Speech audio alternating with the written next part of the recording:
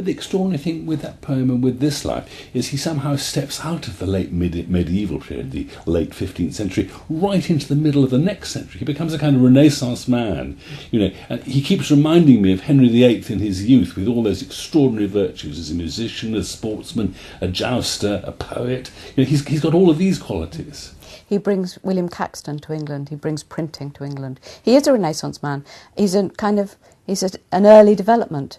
But I think probably what does happen when you have a lot of privilege and a lot of wealth and a family with, immaculate taste, he is the flowering of really the Plantagenets. And do you think, are you beginning to suspect this may be a character you're going to want to find out more and do something with? What happens on the great journey to Rome? One's imagination is already racing, but how did he get to Rome? Did he go down the Rhine? Did he go through France? What about going to Milan on his way? There's another novel here, isn't there? The thing about these families, there are so many novels here. My first commitment was to write 3, and just in the course of writing these first 2, I'm starting work on the 3rd. I know that there's going to be probably 3 more behind that, because I'm really interested in Elizabeth Woodville's mother, Jacquetta, who's, by the time she is putting Elizabeth on the throne, she has already had a life incredibly rich with incident. This is a time, amazingly enough, of very, very powerful women. Though the circumstances are so against them, what you see in this time of difficulty for women is the absolute rise of these powerful personalities. I suspect if we were sitting here talking at the time when you'd finished The Boleyn Girl, you'd be saying to me, I really would have loved to have lived in this particular historical period within that kind of court, as an observer, not as a participant, because you might have lasted very long. But I wonder whether in beginning to move backwards, you've now fallen into love with the Plantagenet court, with that kind of late medieval period. I'm in love with the Plantagenets, I absolutely admit. I think they're the most extraordinary, exciting, dramatic, dangerous, high-risk-taking, truly thrilling royal family.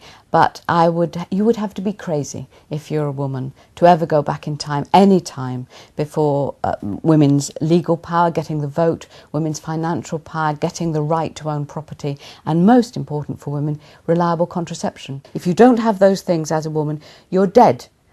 Almost as you reach puberty, and there's no way of buying your way or negotiating your way out of it. All of the women I write about, all of the women who are successful, have fantastic health. They survive these terrible dangers that women face, and they're often incredibly unscrupulous or incredibly successful or fantastic businesswomen that they manage to put together their fortune. Otherwise, you are just absolutely at the behest of the man who owns you, which will either be your father or your husband. That's certainly true of Elizabeth Woodville. If you think how many confinements she has, how many children she has, and you think how inevitably, in order to secure her position, what she creates is a dynasty. That's the only way you survive. She has a baby pretty well every year from the start of her marriage, and she had 2 before she went into marriage.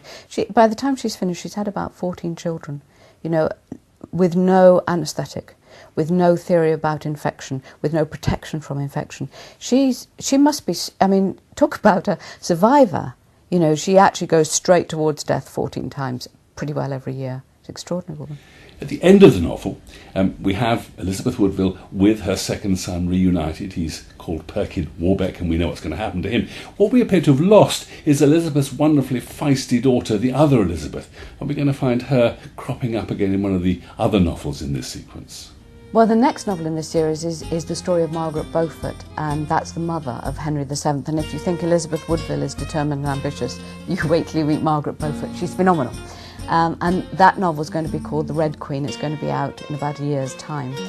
And then after that, we're going to have The White Princess, which is the story of Elizabeth of York, her marriage to Henry VII, and, of course, the arrival of the boy who may be her brother, Richard, coming to England to claim his throne as the York Prince. Philippa Gregory, thank you very much.